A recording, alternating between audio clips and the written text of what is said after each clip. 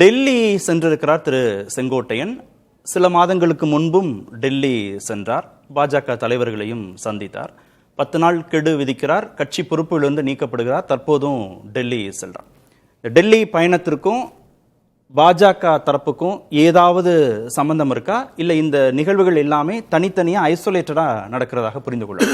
இல்லை சார், அதாவது பாஜகவுடைய பிளான்ஸை ஆரம்பத்திலேருந்து புரிஞ்சிருக்கிறவங்க எல்லாருமே இந்த நிகழ்வுகளை பார்த்து ஆச்சரியப்பட மாட்டாங்க. அதாவது எடப்பாடி பாஜகன்ற வெயிட்டை தூக்கிக்கிட்டு ஓடுறாரு. அப்பப்போ அங்கங்கே அந்த ரன்னிங் ரேஸுக்கு நடுவில் திமுகன்ற ஒரு மிகப்பெரிய போட்டியாளருக்கு எதிராக விஜய்னு இன்னொரு போட்டியாளர், இந்த 2 போட்டியாளருக்கு நடுவில் பாஜகன்ற வெயிட்டை தூக்கிக்கிட்டு ஓடுறார். ஓடும்பொழுது அங்கங்கே ஒருத்தரை வச்சு அவர் காலை அடித்து ஒடிக்கிறது எப்படி அவரால் ஓட முடியும்? இது வெளியிலே இருக்கிறாங்க.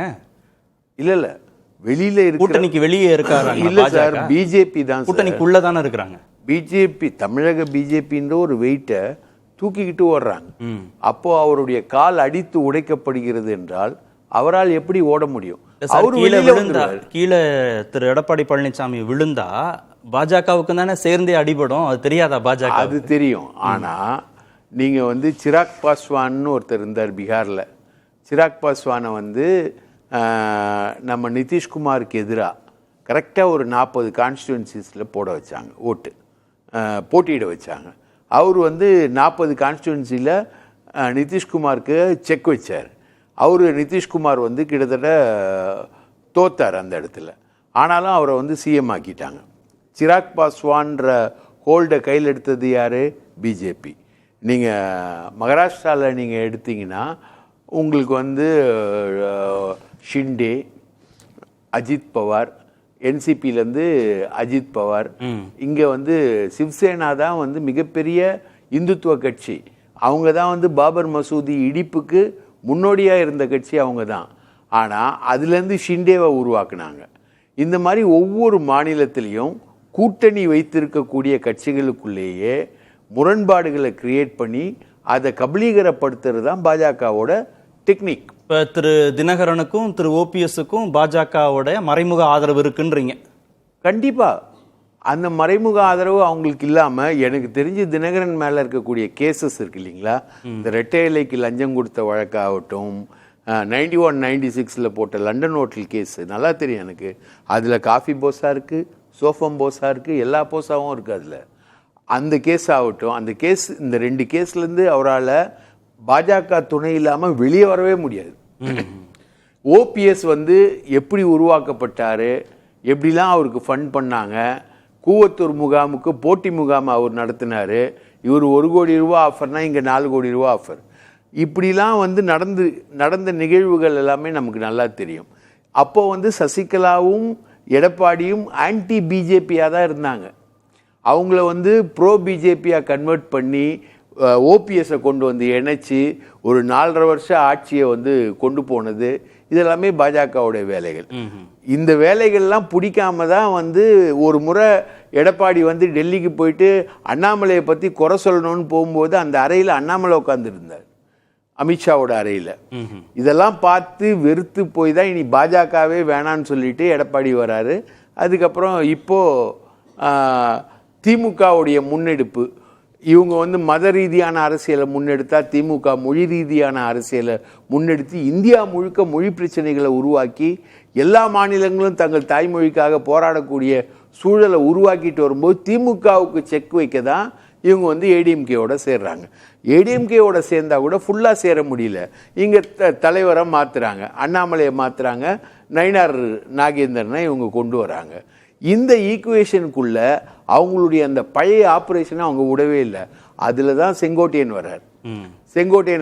செங்கோட்டையன் போன தடவை பிரச்சனை பண்ணும்போது எடப்பாடி பழனிசாமிக்கு எந்த விதமான நெருடலும் வந்துடக்கூடாதுங்கிறதுனால தானே திரு ஓபிஎஸ் பிரதமர் சந்திக்கல. டிடிவி தினகரன் என்டிஏவில் இருக்கிறாரா இல்லையாங்கிறத பாஜகவுடைய தேசிய தலைமை உறுதிப்படுத்தவே இல்லை. திரு செங்கோட்டையின் விவகாரத்திலையும் அவங்க கருத்து சொல்லாம ஒதுங்கி இருக்கிறாங்க. எடப்பாடி வேணும்னு தானே அவங்க நினைக்கிறாங்க. அவர் கை ஓங்கி இருக்கிறதுனால தான் அப்படி பேச முடியுது. சார், எடப்பாடி வேணும்னு நினைக்கிறவங்க எடப்பாடி தான் முதல்வர்னு அமித்ஷா எங்கேயாவது ஒரு இடத்துல சொல்லியிருக்காரு சார்? ஒரு இடத்துல அண்ணாமலை சொல்லியிருக்காரு, நயினார் நாகேந்திரன் சொல்லியிருக்காரு. ஆனால் அமித்ஷா ஒரு பத்திரிகை பேட்டி கொடுத்தாரு தந்திக்கும் தினமலருக்கும். ஆமா, அதில் சொல்லலை. அதிமுகவிலிருந்து ஒருவர் முதல்வர்னாரு. பாஜக அதிமுக கூட்டணி ஆட்சின்றாங்க. அந்த 117 சீட்டு எனக்கு வேணும், 117 சீட்டு உனக்கு. இந்த ஏன்னா நான் 18% வாக்குகள் வந்து பார்லிமெண்ட் தேர்தலில் வாங்கியிருக்கேன், நீ 19% வாக்குகள் வாங்கியிருக்க. எனக்கு வந்து 117 சீட்டு கொடு, நான் இந்த கூட்டணி கட்சிகளோடலாம் நான் அட்ஜஸ்ட் பண்ணிக்கிறேன். சரி, அந்த 19-18% வாக்குக்குள்ள திரு ஓபிஎஸ், திரு டிடிவிலாம் இல்லையா? வராங்க, இருக்காங்கல்ல. ஆமா. இப்ப அவங்க இல்லையே, எந்த பேரத்தை வச்சு அவங்க வந்து வலியுறுத்துவாங்க? அதுதான் சார், நீங்க கொடுத்தீங்கன்னா தான் நான் வந்து அட்ஜஸ்ட் பண்ணுவேன்.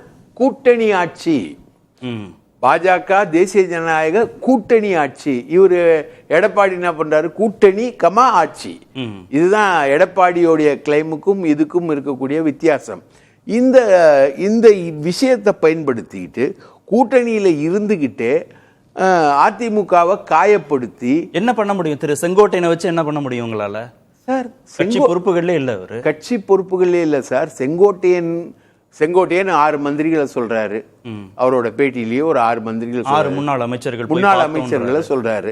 6 முன்னாள் அமைச்சர்கள் யாரு? கட்சியுடைய டிப் டு டோ வரைக்கும் சொல்றாரா செங்கோட்டையன்? ரைட்டா? அவருக்கு அவ்வளவு பவர் எங்கேருந்து வந்தது? நாங்கெல்லாம் போய் பார்த்தோம் அப்படின்ற கெடு விதிக்கிறார். 10 நாள் கெடு உனக்கு அப்படின்னு கெடு விதிக்கிறார். கெடு விதிக்கிற தைரியம் யார் கொடுக்கறது? ரைட், விட்டுருங்களா? அதுக்கப்புறம் அவரை பொறுப்புல இருந்தெல்லாம் நீக்கிறாங்க. அதுக்கப்புறம் அவர் செங்கோட்டையன் போயிட்டு நான் செஞ்சது தப்பு, நான் கெடு விதிச்சது தப்புன்னா எடப்பாடி கிட்ட பேசினதான் நம்மளோட சோர்சஸ் சொல்றாங்க. ஆனா அவரு திருப்பியும் டெல்லிக்கு போறாரு. ஏன் போறாரு? அதான், டெல்லிக்கு போறாரு. அவரு ட்ரை பண்றாரு. யார் மூலமா? நிர்மலா சீதாராமனை ட்ரை பண்றாரு. அமித்ஷாவை சந்திக்க ட்ரை பண்றாரு. டெல்லிக்கு போறாரு. அவர் பாஜகவுடைய தேசிய தலைமை தான் திரு எடப்பாடி பழனிசாமி வேணும்னு நினைக்கும் போது இந்த சந்திப்புக்கு எப்படி அவங்க அனுமதி கொடுப்பாங்க? திரு செங்கோட்டையன் அதுதான் எடப்பாடி கேட்டகாரிக்கலா சொல்றாரு. நீங்க இந்த வேலையை செஞ்சீங்கன்னா, ரன்னிங் ரேஸ்ல ஓடுறவன் காலை உடைச்சிங்கன்னா நான் கூட்டணியை விட்டு வெளியில போயிடுவேன். நான் உங்க கூட்டணியில இருக்கிறதுக்கான அர்த்தமே இல்ல. நீங்க வந்து ஒவ்வொருத்தரா தூண்டி விடுவீங்க. நாளைக்கு வந்து திடீர்னு கரூர் விஜயபாஸ்கரை தூண்டி விடுவீங்க, இல்லைன்னா தங்கமணியை தூண்டி விடுவீங்க, இல்லைன்னா வேலுமணியை தூண்டி விடுவீங்க. எங்க கட்சியே டோட்டலா கண்ட்ரோல்ல வச்சு ஒரு மெக்கானிசத்தையும் நீங்க இன்டைரக்டா செங்கோட்டையன் இன்னைக்கு ரிபெல் பண்ற மாதிரி நிறைய பேரை ரெடி பண்ணி வச்சிருக்கீங்க. இப்ப கட்சி பொறுப்புல இருந்து திரு செங்கோட்டையனை நீக்குனது திரு செங்கோட்டையனுக்கான செய்தி மட்டுமல்ல, பாஜகவுக்கான செய்தியும். பாஜகவுக்கான செய்தி. அது பாஜக கிட்ட சொல்லிட்டு தான் நிக்கிறாங்க. நாங்க இந்த மாதிரி ஒரு கெடு விதிக்கிறாரு, கெடுவை வந்து அக்செப்ட் பண்ண முடியாது, எங்க கட்சியை இப்படி எல்லாம் நடத்த முடியாது, நீங்க வந்து இப்படி பண்ணுங்க, இவரை கட்சியை விட்டு நீக்கிடுவோம் நாங்க அப்படின்ற கண்டென்ட் தான். ஆனா அப்போ எடப்பாடி கிட்ட காம்ப்ரமைஸ் பேசி எல்லாமே பேசி நீக்கினதுக்கு பிறகும் நல்லபடியா பேசின செங்கோட்டையன் திடீர்னு டெல்லிக்கு பறகுறாரு. டெல்லிக்கு போய் தன்னோட சான்சஸ் ட்ரை பண்ணிக்கிட்டே இருக்காரு. அவருக்கு இது வரைக்கும் கிளியரன்ஸ் கிடைக்கல, சந்திப்புக்கு கிளியரன்ஸ் கிடைக்கல. ஆனா இந்த வேலையை பாஜக செய்வது என்பது மகாராஷ்டிராலையும் சரி, பீகார்லயும் சரி, தமிழ்நாட்டிலையும் சரி, இந்த வேலைகளை ஷிண்டே வேலைகளை செய்வதென்பது அதிமுகவை கூட்டணியில் இருந்து வெளியேற்றிவிடும்.